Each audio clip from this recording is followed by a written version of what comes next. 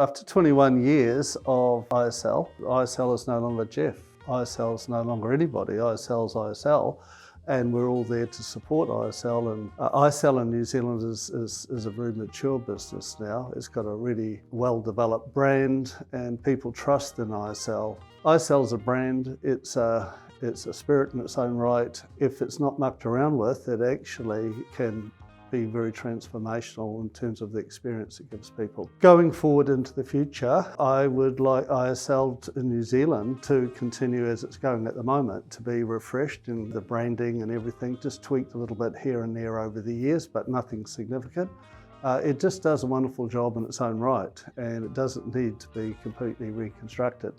So the vision for the future is that it stays true to the first 21 years, true to its purpose. Purpose is not about making a whole bunch of money, it's about making a big difference to people's lives and to their leadership careers. I think for ISL it's staying fresh, and the staying fresh is having new coaches come along from time to time, new staff coming along from time to time, and bringing a fresh energy and come along at an age and a stage that resonates with the people who are coming on the programs. We have ISL in Australia as well, which has been operating now for around 12, maybe 15 years, and it's got a fabulous alumnus in its own right, and so the vision there is for it to grow, where ISL in Victoria, New South Wales, and in Queensland, at least those places will be each of them as big as ISL is here in New Zealand. So that means it's having a big impact on lots of leadership there in Australia.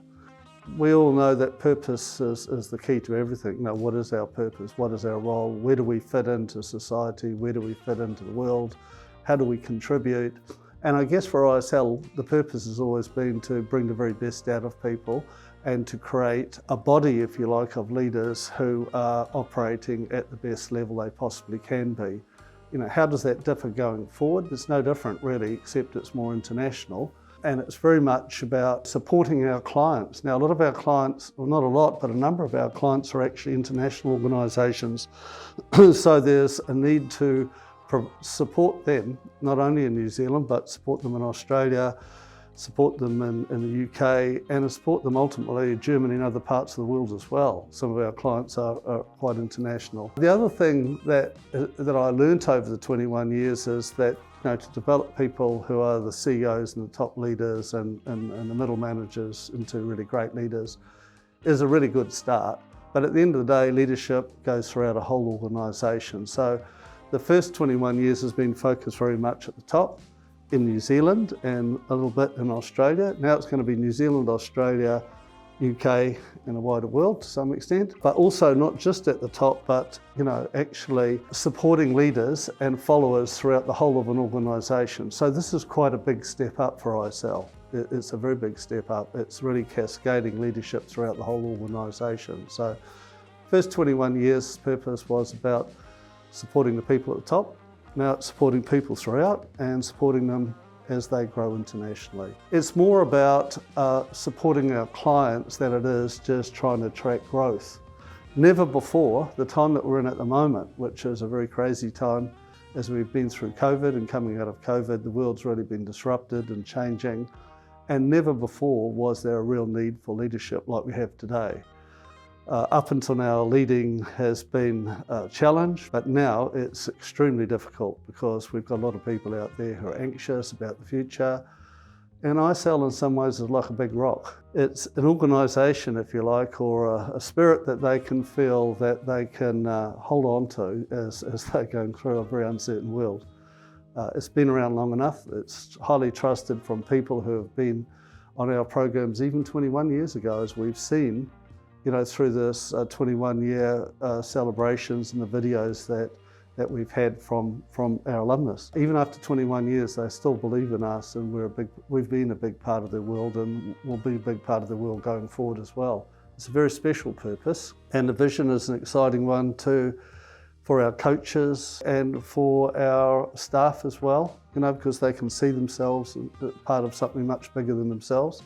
And there's a pathway that they, you know, in a springboard, they can go from place to place. But for our clients as well, we're role modelling innovation. We're role modelling leadership best we can. It's something that in the world that we're living in is very positive and future looking. So looking into the future for the next 21 years, what's the purpose and what's my vision for Smart Leader? Smart Leader has been there to service ISL. It's been there to support it with its programs and its workshops. Now it's starting to support organisation development, HR and OD people to actually cascade leadership throughout their organisation. There's now a growing level of interest in Smart Leader from outside of ISL clients. So ISL has been its biggest client, if you want to call it that, or it's been there to support ISL and will continue to do so as it internationalises. But in addition to ISL, there are people all over the world who are interested in learning about themselves, learning about leadership, learning about followership. So Smart Leader is an online function. ISL is very much face-to-face, but we're now living in a very virtual world where teams are virtual as well and people work from home all over the world. So Smart Leader can bring forward all of those learnings from 21 years that we've had with ISL and all the knowledge we have around the psychometrics, around the team diagnostics and so on. And now we've built some really great courses. We've built a Master Team Builder course, and we've also built an online team player course. So these two work hand in glove together, and this is about developing leadership throughout a whole of an organisation on an international basis. Smart Leader provides huge scaling, cascades all the knowledge that we have from the top, and it means that people throughout the whole organisation can access the same learning wherever they may be. And I think right now is a very exciting time for Smart Leader. And now we're really growing where we've got back to our leadership capability, our 21 years of leadership capability. So we've now got these online leadership and followership courses. We've moved now from Smart Leader apps to Smart Leader diagnostics to Smart Leader. So Smart Leader has online courses. It has a lead self, lead team and a lead multi-team dashboard with all of the tools that are integrated throughout. We're having a lot of fun reaching for the sky. I don't think we're going to be deterred from continuing to champion the space and go forward with confidence. As we move into the next 21 years, the important thing for Smart Leader is that it enables leadership from the very top all the way through to having aligned leadership principles and concepts and practices. As you start to cascade, the big issue is actually how do you support leaders when they get these results from their My Team Pulse, from the evidence-based leadership. You end up seeing that 3 of them engaged, 3 of them are ambivalent, and 2 of them are disengaged, for example. How do you go about cascading this in a practical way? If the results aren't so good, then it's at the top you can put in some coaches to debrief the team. It's not cheap, but at the top they need somebody with a lot of experience to help debrief it. Then the issue is how do you take it beyond that, right throughout cascade. There wouldn't be enough coaches in New Zealand to do the debriefs, if you like, on all the teams in the Defence or Police or the Air New Zealand or the Warehouse or any of these organisations. There's just not enough coaches to do it. So that then puts the emphasis on leaders to start off with, which is where the Master Team Builder course comes in. But also in addition to that, you need to have people inside organisations that are the go-to people that are qualified and accredited that understand. So you don't have to call up ISL every 5 minutes and Smart Leader every 5 minutes. We've built some really great online accreditation courses. One for the psychometrics around 4 characters and personality, and all of the things that go with leading yourself. And then we have another accreditation which is for the My Team Pulse. In some of these organisations now we have 10, 11 or 12 people who are accredited. It takes sort of 4 modules, 2.5 hours per module. It's online, but there's a webinar, a process that goes with it. It's exciting and it's energising. They share their experiences as they've been working with these tools. So now we have accredited HR and OD people in our client organisations and those that are really getting on board with evidence-based leadership. And we have them in New Zealand, Australia, and I've recently been up to the UK and run a workshop and starting the accreditation process for one of our clients in the UK. This accreditation process is a really key part of the cascading process throughout the whole organisation. We've really geared ourselves up to not just run workshops and programs, but actually to support organisations throughout and actually help the support team, the HR and the organisation development people. One of the really exciting and valuable tools that we've developed over the last 4 years is My Team Pulse. And My Team Pulse enables leaders to apply evidence-based leadership. By evidence-based leadership, I mean it's not just what you feel and what you think, it's not just about your emotional intelligence and how you relate to other people.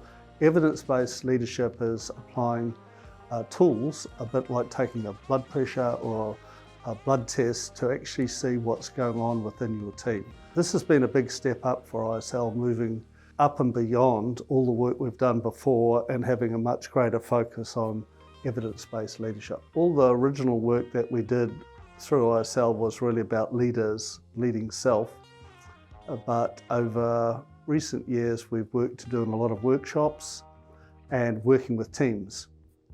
And then we got to thinking, well, we need to move towards evidence-based leadership. When we talk to leaders, they always think they're doing a great job. They think they've got an awesome team. They think that everybody's engaged. But what we've learned over time working with organisations is that most likely that's not exactly the situation. If you have a team of say 8 or 10 people, chances are around 80% of the time or more, you're going to have 3 or 4 who are fully engaged and really passionate and really excited about their work. You're going to have 2 or 3 who are sort of a bit ambivalent, they're a bit under the pump. And then you're going to have a couple who are disengaged. They're looking up on Seek or something like that to see whether there's a new job, and they're unhappy in their work. The interesting thing is they typically mask their unhappiness so their leader doesn't know. And the reason that they're not happy may not have anything to do with their leader. It may not even have anything to do with their job. It may be that somebody in the team or even another team is bullying them, or they sense they're being bullied. So it's not necessarily about their teammates. It could be someone in another team that they're interfacing with. It may be that they're not really impressed with the top management, and top management have a rhetoric that they're not living. There's a whole range of things. Evidence-based leadership is actually like having a blood test or checking your blood pressure. You might feel great, but you really need evidence to check whether everything's going all right or not. So this is where My Team Pulse comes in. We send out a 3 or 4 minute survey. That's all it is. It goes out once a month to every team member and can go out to all the teams across the whole organisation. It has questions, simple questions that give a sense of how people's engagement levels are, and if they're not engaged, what are some of the issues that need to be changed for them to be feeling better. They may be just feeling unvalued. They may have learnt that somebody else is getting $1,000 or $2 more than them, and they think they should be getting it too, or somebody's getting more attention and going on more courses or something. It's just so difficult to know unless you do this pulse. So that's what the pulse is about. It checks on your engagement, it checks on the mojo, checks on the team culture and so on, and it displays in a dashboard. And then there's a whole process where we teach leaders through the Team Builder course how to debrief this with the team safely. It's done in a really psychologically safe way. It's an agenda for a discussion once a month about how the team's tracking, what's the trends, what's going on, what do we need to talk about here, and how can we build trust, how can we have courageous conversations to open up about what we need to do or where people are at and what support they might need. The interesting thing about this My Team Pulse is once you get the results, the same with any other pulsing device, if the results aren't any good or not as good as they could be, then the big issue is how do you fix it?